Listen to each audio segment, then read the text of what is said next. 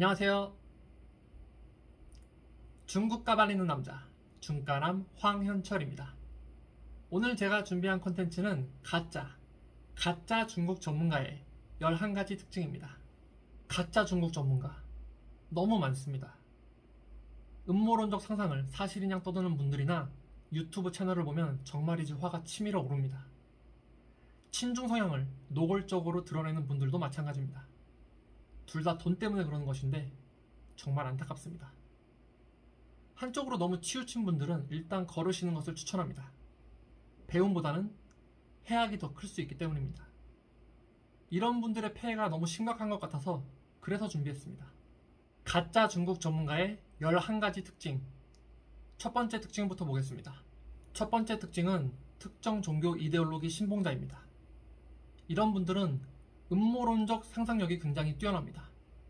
사실관계가 확인되지 않은 일에 상상력을 더해 소설을 쓰는데 주저함이 없습니다. 콘텐츠 대부분을 자극과 분노로 채웁니다.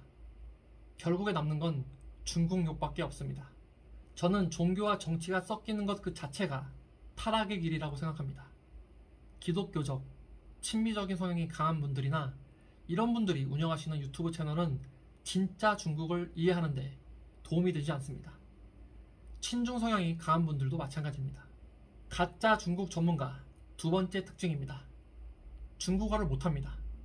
중국어를 못해도 중국 관련 문헌을 많이 보고 연구한다면 중국 전문가가 될 수 있지 않겠냐고 반문하시는 분이 계실 것 같습니다. 문헌과 현실은 다릅니다. 특히나 중국은 더욱더 그렇습니다. 번역된 문헌에만 의존하면 반쪽짜리 전문가밖에 될 수 없습니다. 세 번째 특징입니다. 자신을 중국통이라고 여깁니다. 저는 중국통이란 단어를 굉장히 싫어합니다.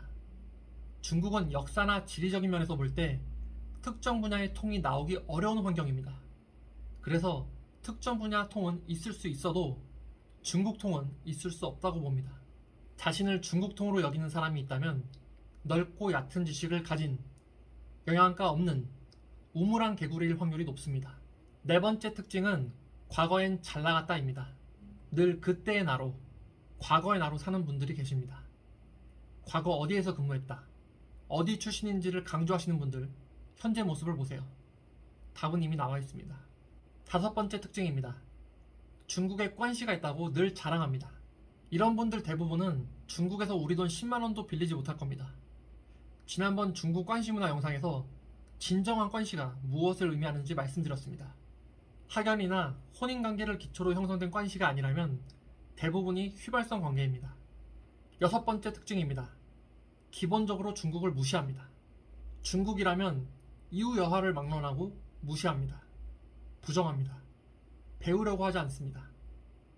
2021년인데 여전히 90년대 시각으로 중국을 바라보고 평가합니다.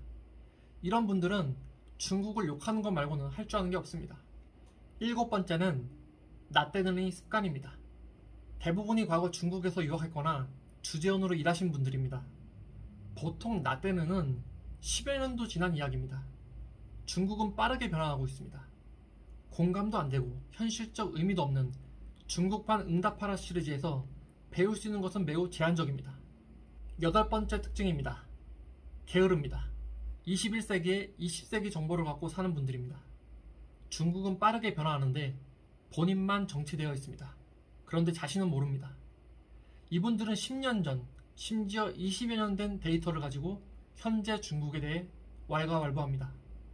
공부에 게으른 분들입니다. 아홉 번째 특징은 제가 가장 혐오하는 부류입니다. 중국 고위층, 유명 인사 등과 찍은 기념사진을 관 짤 때까지 우려먹는 분들입니다. 중국에서 우리는 외국인 신분이라 현지인들보다 더 다양한 사람들을 만날 기회가 많습니다. 이 중에는 우리가 현지인이었다면 만나기 힘든 분들도 덜어 있습니다. 이런 분들과 단체 식사 자리에서 한 번 보고 기념사진 찍은 것을 두고 대단한 친분인 양 과시하는 분들이 있습니다. 제 지인 중에도 사례가 있습니다. 중국인, 한국인 모두 제가 아는 분들입니다. 나중에 그 중국인에게 물어보니 한국인 지인의 얼굴과 이름도 기억하지 못했습니다. 열 번째 특징, 명함이 화려합니다. 서로 다른 2개 이상 회사 명함을 가지고 다니는 분들은 일단 의심해 봐야 합니다. 그리고 중국 국유기업 소속이라고 하시는 분들은 명함만 봐서는 믿을 수 없습니다. 정식으로 취업 비자를 받은 경우가 아니라면 10중 8구는 브로커 아니면 사기꾼입니다. 아울러 중국 기업에 지분이 있다고 말씀하시는 분이 계시면 국가기업 신용정보 공시 시스템에 접속하셔서 확인해보세요. 고생하셨습니다. 드디어 마지막 특징입니다. 중국에 여러 번 다녀왔다. 중국에서 오래 살았다고 강조합니다. 단체 여행이면 100번을 가도 여행지밖에 모릅니다. 한인타운과 한인 커뮤니티에서만 생활했다면 중국에서 10년을 살아도 중국을 알 수 없습니다. 중국을 다닌 횟수, 중국 체류 기간과 중국에 대한 이해 정도는 정비례하지 않습니다. 중국에서 10년을 살아도 중국어가 여전히 걸음마 수준인 분도 계시고 중국을 전혀 모르는 분도 계십니다. 중국을 이해함에 있어 중요한 건 다닌 횟수나 체류 기간이 아니라 어떠한 목적으로 중국을 갖고 어떠한 자세로 중국을 공부했냐입니다. 아쉽게도 중립적인 시각에서 중국을 바라보고 분석하고 전달할 수 있는 전문가가 보이지 않습니다. 개인적인 정치, 종교 성향, 소속기관, 중국과의 관계, 금전적 이익 등이 서로 복잡하게 얽혀있기 때문에 어쩔 수 없는 부분도 있다고 봅니다. 그래도 어느 정도 선은 지켰으면 합니다. 장점이니 코로나를 퍼뜨렸다. 정조우시 지하철 희생자들 안구가 적출됐다 등의 소설은 제발 독백으로 끝내주세요. 오늘 영상은 여기까지입니다. 내용이 유익하셨다면 구독과 좋아요 부탁드립니다. 감사합니다.